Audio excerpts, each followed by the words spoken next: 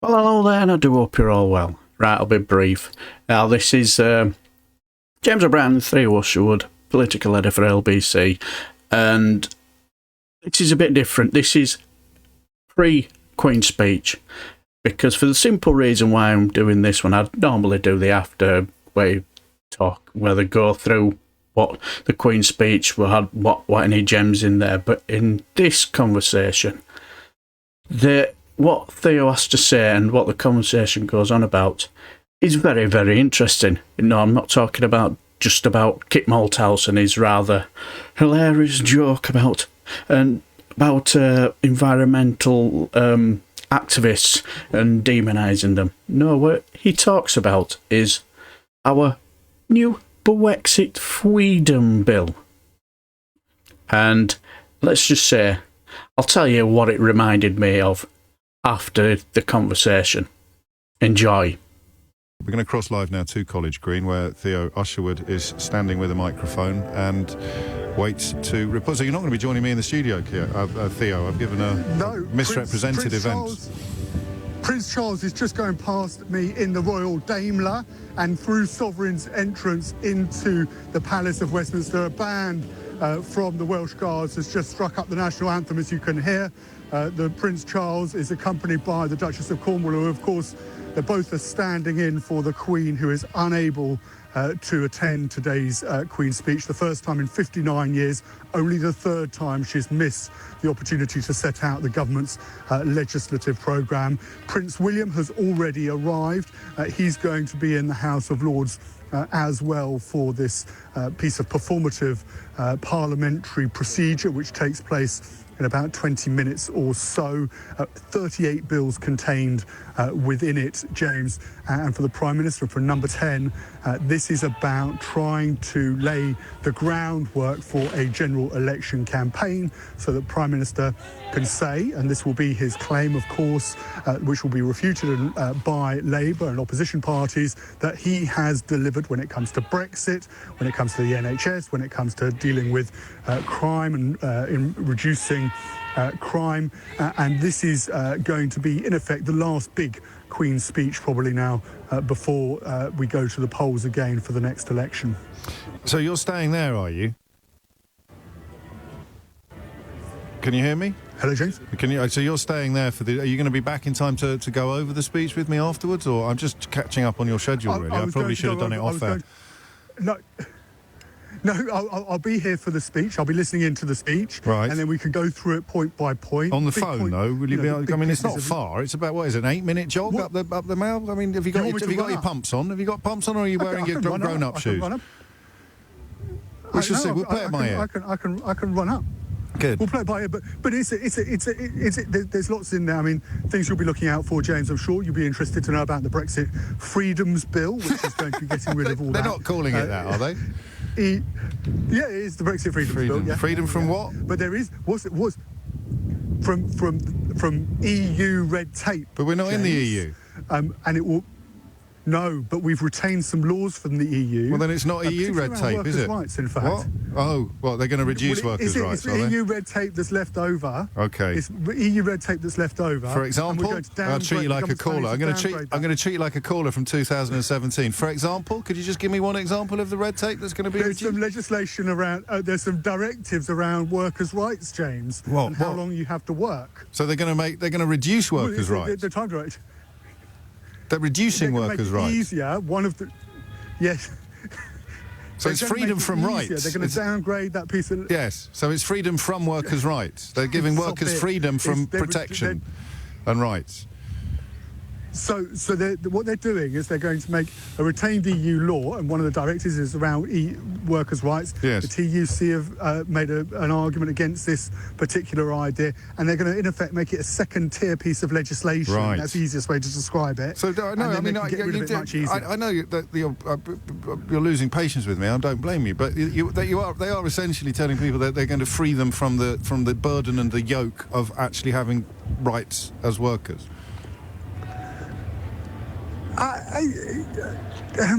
I'll come back to you. I'll come back to you in a few minutes. Thank you very much, Theo. I miss him. It's better when he's in the studio, although I thought that added a new dimension to our exchange, having that curious delay on the line and me not quite knowing where he was or indeed when he's going to be coming back. You can tell he's the professional, though. Daimler. I just said car.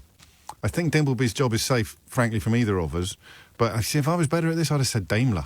And I probably wouldn't have spent quite so much time describing the two sceptres poking out of the back windows.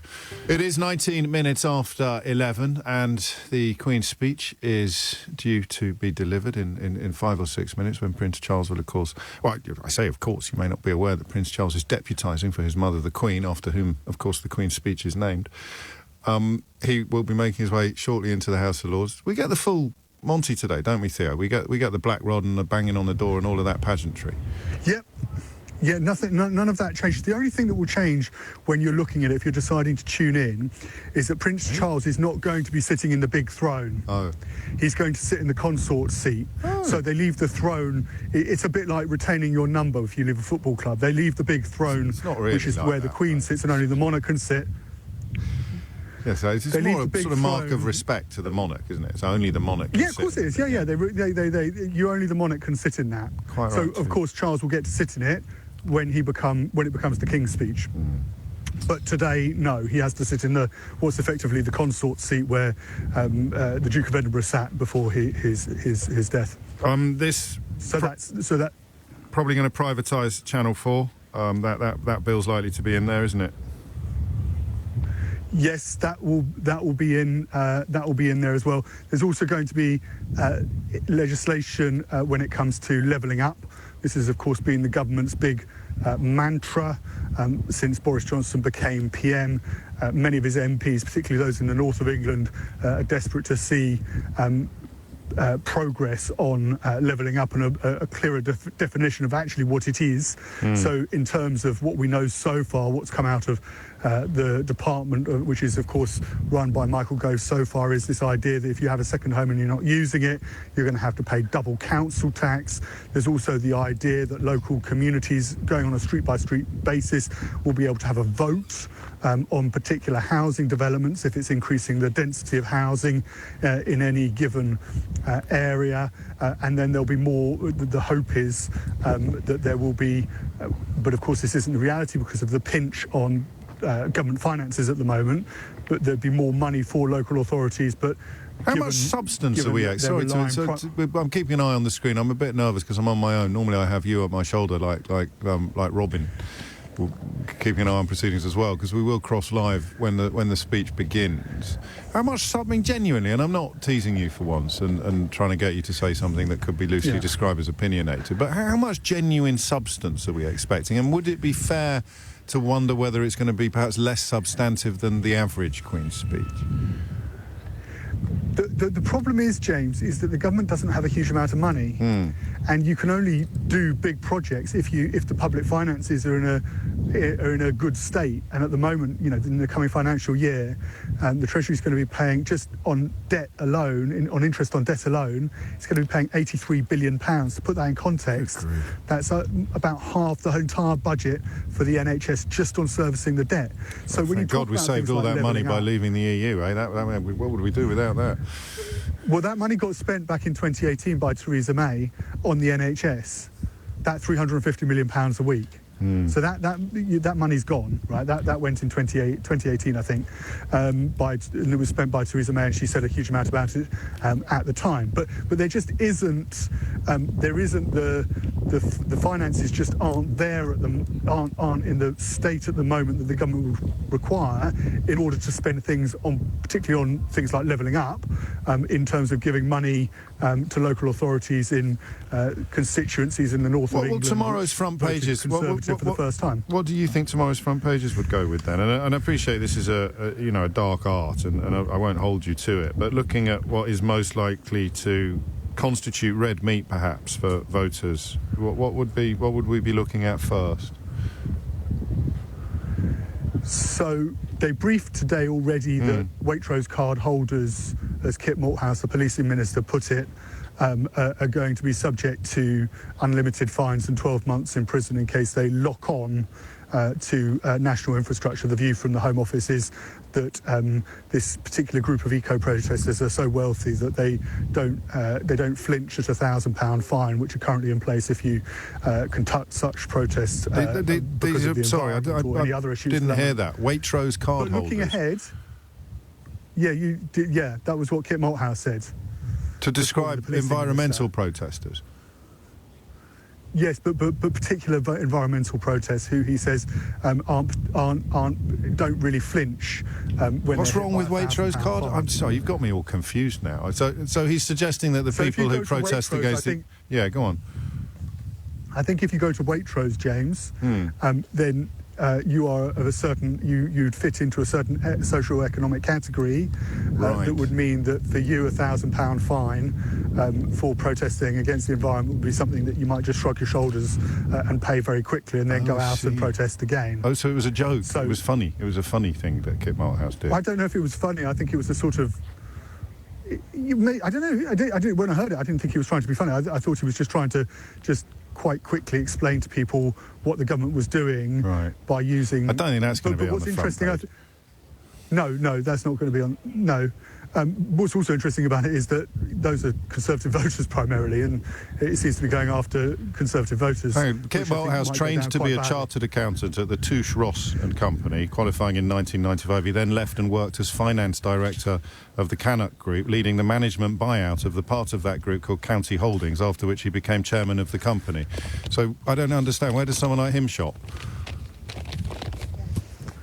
I don't know where Kit Malthouse shops, James. I bet he's...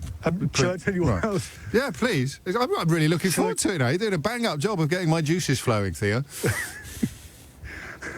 OK, so I think there'll probably be something around Brexit, I would imagine, just to go back. But what's interesting, James, is they haven't put anything specifically in about the Northern Ireland Protocol. No.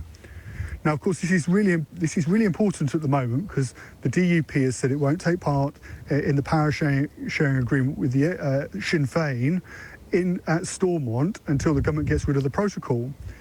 So there was some suggestion that Liz Truss, the Foreign Secretary, would come up with a piece of legislation for this Queen's speech, which would in effect override the protocol which the government signed up to in October 2019.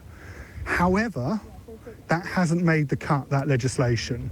So all we have at the moment is the threat from the government that it will pull the plug, it will trigger Article 16 and rip up the protocol. But what we don't have in this Queen's speech, and what we're not going to have in this Queen's speech, is actually specific legislation to do it. I understand. Does that make sense? Yes, it does make sense. It is well, it would have enabled the government to make unilateral changes to the Northern Ireland Protocol, but it would also, of course, according to almost all experts, and I think we've happily overcome that brief period of British history where we decided to ignore experts and listen to Andrea Leadsom and Jacob Rees-Mogg instead, it would almost certainly trigger some sort of trade war. James Crispin, I read earlier, the Telegraph's Brussels correspondent, suggesting he doesn't think that it will happen and thinks that there'll be some sort of negotiation and settlement on the protocol within 6 months, which would, of course, allow the DUP to join the power-sharing executive in Northern Ireland, something I think everyone sensible should probably be hoping for. Yeah, the timing's also quite sensitive at the moment because you'll remember we've had people like Andy Haldane on LBC. He's the former chief economist at the Bank of England, saying that we're going to go it's more likely than not that we're going to hit a recession by the end of the year, and that we could see inflation in double digits until 2024. And there is a slight concern in Cabinet and in the government that it might not be the best idea to start a trade war with our closest neighbours just as we're going to go into a recession and then have a general election straight after. That the chronology doesn't really fit. No, well, there's a lot to look out for, and again, it may be that what's not there, or rather the absence of stuff there, is as significant as what is there. But we shall watch with interest and have a little chat afterwards. I'm going to... There's one other thing There's one thing... Go on. Sorry. There was one other thing. Just on the cost of living crisis, and you make a really, really good point. There's nothing specific on dealing with the cost of living crisis. You'd expect the majority of that to be fitting into nothing... I'm just telling you, there's nothing specifically on the cost of living crisis, and Now, of course, you'd expect most measures to be contained within any budget or mini budget, but I think Labour will be making hay of that later on to say, well, we're going to have energy bills going up, price cap going up, probably an average of £3,000 a year by October, inflation in double digits by December. Where is your plan to deal with this? Because it isn't in this Queen's speech. Expect Labour. I would expect Labour, the SNP, Liberal Democrats to make quite a lot of that. Well, yeah. Let's not to shoot all of our. Oh, hang on. I can tell you that he is now entering the, or Prince Charles coming onto the stage. Whereas Theo Usherwood has explained he will be sitting in the chair or throne. I'm not sure of the technical term. Traditionally reserved for the consort, rather than the big one that is traditionally reserved for the monarch, which of course means that the crown is on a cushion rather than a head.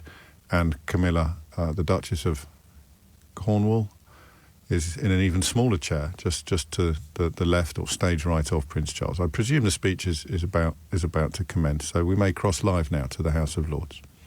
Oh yeah, when it came to our new Brexit freedoms, very, very interesting, wasn't it? Do you know what it reminded me of? It reminded me of a cross-party select committee video I did, was it last week, maybe week before, where Anne-Marie Trevelyan did her absolute level best not to answer any questions about inviting hardly any trade unions into these new trade negotiations, or whatever it was now. And whenever they pressed her about this for a good 10-15 minutes, and they got no answer out of her. And she just basically just obfuscated and lied. And it just reminded me of that. And it just shows you, if you believe that this government has your best interests at heart, and you're a working class Tory, I have a funny feeling you're in for a bit of a shock.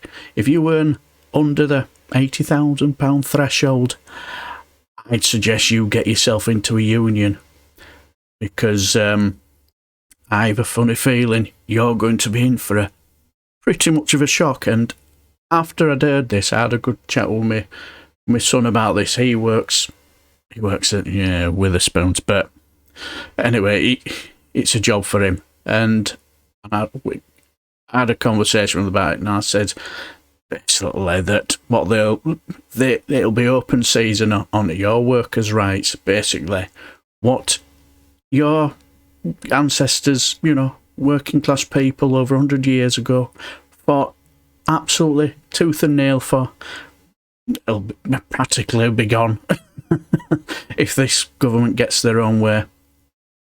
But anyway, what do you guys think? Interesting. Now, I don't know what I'll be doing. I was planning on putting the second part after the Queen's speech, after the day, but tomorrow I've got somewhere to go. Now, if I don't and because I'm doing this on a Tuesday, if I don't get the chance to finish it Tuesday night, it'll have to be Thursday, because I'll be quick as brief. Tomorrow is the Bradford City Fire Memorial Service, and somebody who was there at the Bradford Fire in 1985, where 56 people were killed. I go over there every year. Well, apart from the last couple, because COVID, it was to be done by Zoom, and it didn't have the same effect. But usually, and the thing is, after because most of us turn into the quivering wreck and get all emotional. All I do when they do a bide with me, I just break down. And after that, we tend to go have a few beers and just unwind, and then get over it. And so I don't know what time I'll be back home. So if the second part, which is after the Queen's speech, where you'll get the juicy bits with the conversation with James O'Brien and Theo Usherwood after the Queen's speech, it'll be on Thursday. I'll try and get it for Wednesday as well on the same day as this, but if not, it'll be Thursday. Right, I've rabbited on enough. So right, I shall leave the video here. Until the next time, I shall bid you farewell and take care.